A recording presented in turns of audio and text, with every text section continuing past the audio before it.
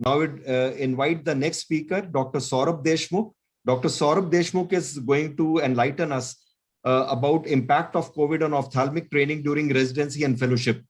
Dr. Saurabh was finished his fellowship in vitreoretina, and I think he'll be the best person to tell us how the fellows' perspective is on this issue. Saurabh, or yours. Saurabh, I'll request you to just try to finish in 3 minutes. Is the screen visible, sir? Yeah, it is visible. Please start. Good afternoon, everyone. At the very outset, I would like to thank AIOC and Dr. Bhalla sir for giving me this opportunity. I'll be talking on impact of COVID on ophthalmic training, a fellow's perspective. I was a vitreoretinal fellow at Sri Shankardev Nethralaya, which is a tertiary eye care center and a center of excellence in Northeast India, which caters to the 8 northeastern states, along with countries like Bhutan, Nepal, and Bangladesh. So while I was just starting my journey as a VR fellow, COVID-19 struck, and there was a national-wide lockdown, which was initiated in March 2020. So resulting in travel ban and a once hustling retina department came to a standstill.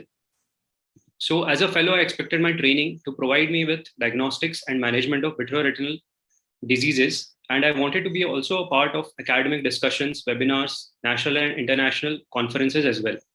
Also, a few publications would have been a cherry on top. But COVID seemed to turn all the aspirations into a distant reality. Just while I was learning to master retina, my institute was converted into a referral center because most of the medical colleges were actually converted into the COVID referral centers. So I realized that this was my chance to brush up on my comprehensive ophthalmology skills, a rather missed opportunity in the subspecialty fellowships. Also, the operation room or the OR, every fellow's favorite place, also closed doors. At this junction, my mentor came to my rescue and provided me with his video library. So hours of watching these videos and editing them also helped me and enlightened me with the practical surgical tips. Also, one-on-one discussion became a daily routine. Wet lab training also became important, and life gave me lemons to buckle up. Also, slowly I shifted to goat eyes and cadaveric eyes, which helped me to shorten my learning curve as well as surgical time. Ultimately, the eyes see and the hands perform what the mind knows. Also, while the borders were closed and cancelled conferences, meeting the stalwarts in the VR surgery field was almost impossible.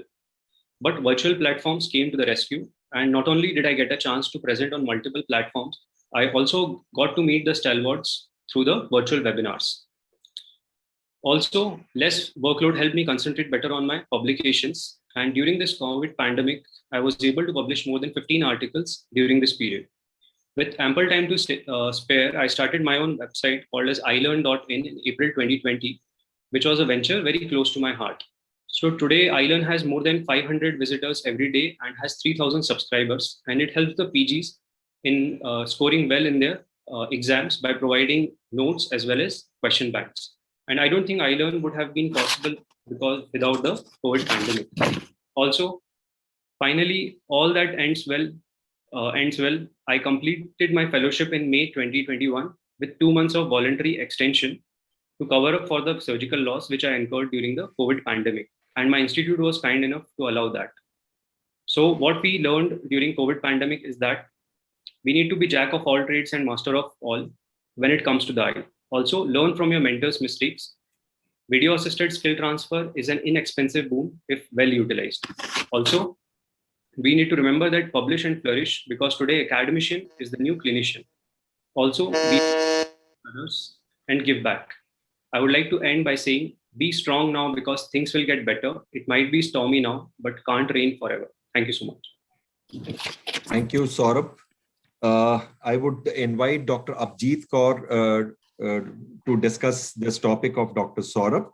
We all know Dr. Abhijit Kaur is a renowned oculoplastic surgeon and she is a brilliant academician, professor and head at KGMC. Ma'am, how do you think has this pandemic really affected the training of DNB fellows, not only skill-wise academically, but also psychologically? Are you there, Dr. Abhijit, ma'am? Yes, I'm there. I'm there. Yeah. At the outset, I would thank the AIOC and also congratulate Dr. Saurabh for his very beautiful presentation. Actually, a lot of what Saurabh has said is what happened. see, nothing actually stopped other than the physical surgical part. That is the only thing which stopped.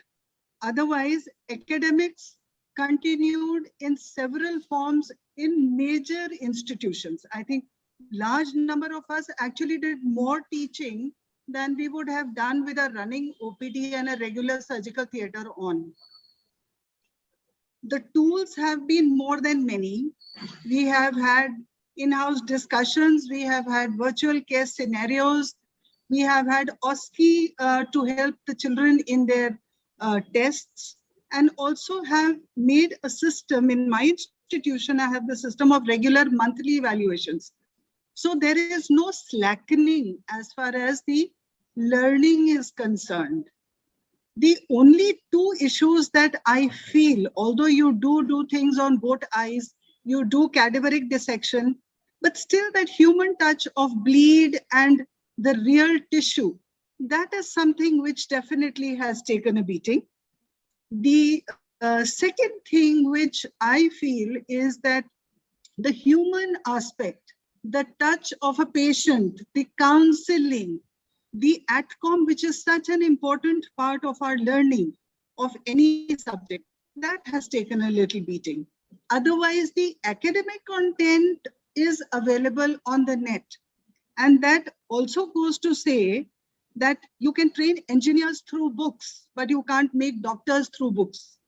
So that is one issue that I would like to highlight, that no matter how much a degree you may get, how much your fellowships you may do, but the real learning will happen when you have the real patient, because the real mistake or the real success will happen only then. You get well equipped, there is no doubt. All the pitfalls are filled, no doubt. But still, I would still say I would wish that the pandemic finishes and we are back to our normal patient-human relationship and actually working on the success of a patient. Those are pearls of wisdom from Dr. Abhijit ma'am. Much as I would like to have more discussion from you, the paucity of time does not permit me because we still have one more talk to go. Thank you so much, ma'am. Now I would... Yeah, I understand that. I understand. Thank you. Thank you so much, ma'am. Thank you so much for understanding. And